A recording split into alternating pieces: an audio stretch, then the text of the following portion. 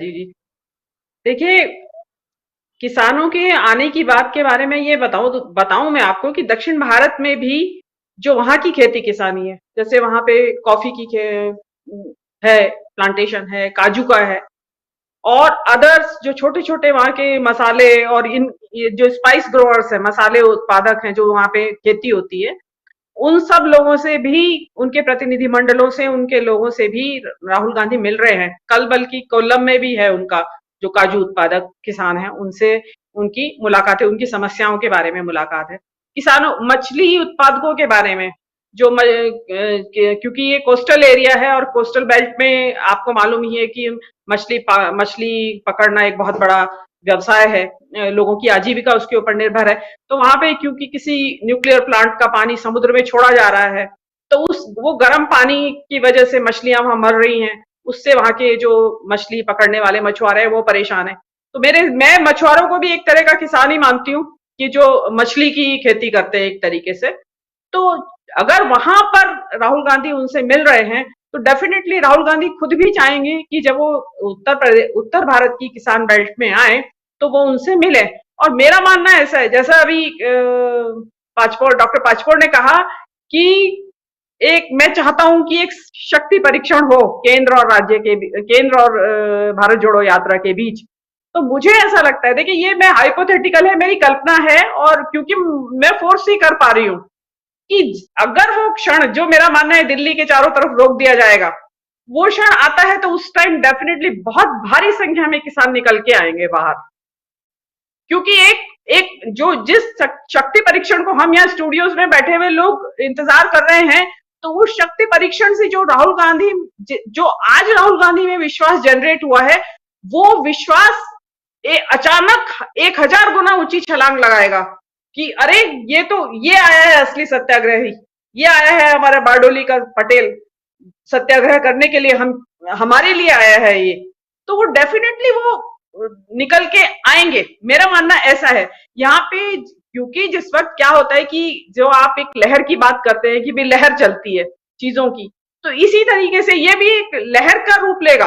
अगर इस तरह के कन्फ्रंटेशन की स्थिति आएगी, तो उसमें किसान, क्या कहती हूँ कि बहुत सारे सेगमेंट्स ऑफ सोसाइटी इसमें निकल के आएंगे। और मैं तो मानती हूँ कि हुजूम पढ़ के वहां पे आएंगे उस जगह पर जहां शक्ति परीक्षण का जो भी स्थल वहां पे होगा। तो और किसानों को आना, ये मेरा मानना ऐसा है कि पार्टी पॉलिटिक्स से ऊपर उठ के, कि जैसा कांग्रेस ने कहा भी है कि ये ऐसा नहीं है कि ये कांग्रेस की यात्रा है, कांग्रेस के झंडे तले नहीं हो रही है, तिरंगे के नीचे हो रही है। और अगर आपको एक मौका मिलता है इससे अपनी बात को और पुश करने का, क्योंकि एमएसपी का अभी सॉल्यूशन नहीं निकला है, तो डेफिनेटली आना चाहिए।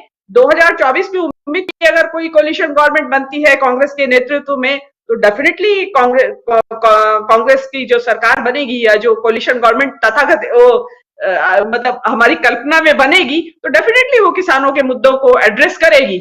ऐसा ऐसा मेरा मानना है। और ये जो अभी ये जो आपके गोवा की ही बात हो रही थी, तो आप ये गोवा में देखिए कि जो वहां पे जो गोवा के जो एमएलएज है, उन्होंने डिफेक्शन क्यों किया? वो उनकी हिम्मत थी तो वो त्याग पत्र देते और उसमें इलेक्शन में जाते, लेकिन वो नहीं गए क्योंकि उनको हारने की उम्मीद है, हारने की उम्मीद थी। तो वो हार गए। हारने से बचने के लिए उन्होंने सोचा कि ये ज्यादा आसान रास्ता है। अब यहाँ इंडिया में हमारे यहाँ राइट टू रिकॉल तो है नहीं, मतलब right to recall in the sense, मैं दर्शकों की उसके लिए बता दूं समझदारी के लिए, कि राइट टू रिकॉल जैसे स्विट्जरलैंड में है, और भी कई देशों में है। अगर आप अपने चुने हुए प्रतिनिधि के काम से संतुष्ट नहीं है, या आपको उसके प्रति नाराजगी है, तो वहां दोबारा से एक वो लोकल स्तर पे एक वोटिंग होती है, और उसमें कुछ परसेंटेज है, उसके हिसाब से वो उसको बुला सकते हैं वापस। तो ये अगर यहाँ पे व्यवस्था बने देश के अंदर, तो फिर किसी की हिम्मत होगी नहीं दल बदल करने की, वो चाहे किसी भी पार्टी का हो, कांग्रेस हो, बीजेपी हो, या कोई भी क्षेत्रीय पार्टियां हो। तो ये वाला एक व्यवस्था, मेरा कहना ये था। और जो गोवा के जो विधायक एमएलए हैं, उन्होंने ये कहा है कि हमें भगवान से बातचीत हुई है और उनका आदेश लेके हम आए हैं, और उन्होंने कहा हम ज्वाइन कर लें। अगर इस बात को, मैं कहती हूँ हम इस बात का उपहास भी ना उड़ाएं, हम सच मान रहे हैं इस बात को। हाँ भाई, आपसे भगवान की बात हुई। तो आज मैं आपको एक घटना बताती हूँ, उत्तराखंड में घटी है एक घटना। केदारनाथ के जो मंदिर है उसके जो गर्भगृह है सेंक्टम सेंक्टोरम, उसके अंदर आग लग गई है। आग क्यों लग गई है कि उसके अंदर, मंदिर के अंदर बड़ी बड़ी ड्रिल मशीन लगाई लगाई जा रही है उसकी, क्योंकि जैसा कि मोदी जी करते हैं कि उसको ये बना दो और ये सब चीजें तोड़फोड़ मचा के और उसमें अपनी स्टैंप लगाना, वहां का जो पत्थर है वो चढ़ाने की बात हो रही है अंदर, उसके लिए वहां मशीनें लगाई जा रही है, तो वहां पे कुछ दीवारों पे ग्लू वगैरह या कुछ लगाया गया होगा जो सिंथेटिक होता है। तो मंदिर में जो अखंड ज्योत जलती रहती है, उस अखंड ज्योत की ने पूरे वो दीवारों में आग लगा दी मंदिर की अंदर। और वहां पे बहुत एक हड़बड़ी का माहौल है, और वहां की जो पंडे पुजारी हैं वो वहां बाहर आ गए हैं, वो कह रहे हैं कि अब हम इस मंदिर के अंदर सोने के पत्थर नहीं चढ़ाने देंगे, क्योंकि केदारनाथ मोक्षदायी नगरी मानी जाती है। माना जाता है कि भाई पांडव यहीं से स्वर्ग की सीढ़ी चढ़े थे, तो ये तो त्याग का स्थान है जहां पे इंसान त्याग करता है।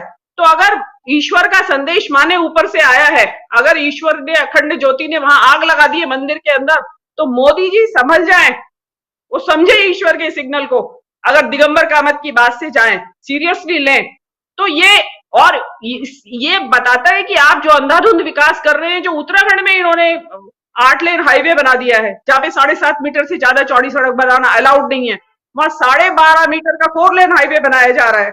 वहां लगातार भूस्खलन हो रहा है, इतना भूस्खलन कभी हुआ नहीं है इस पर्वत श्रृंखला में। पहाड़ों में आम बात होती है भूस्खलन होना, लेकिन इस तरीके से नहीं होता है। लेकिन आज जो केदारनाथ मंदिर में हुआ है, इनका मकसद ये हो रहा है कि केदारनाथ को पता नहीं कैसा 5 स्टार 7 स्टार मंदिर बना दे। तो आज जो दिगंबर कामत के अनुसार ये ईश्वर ने उनको संदेश भेजा है कि आप क्या कर रहे हैं, समझ जाइए। लेकिन देखिए, अहंकार के सामने तो किसी की चलती नहीं है।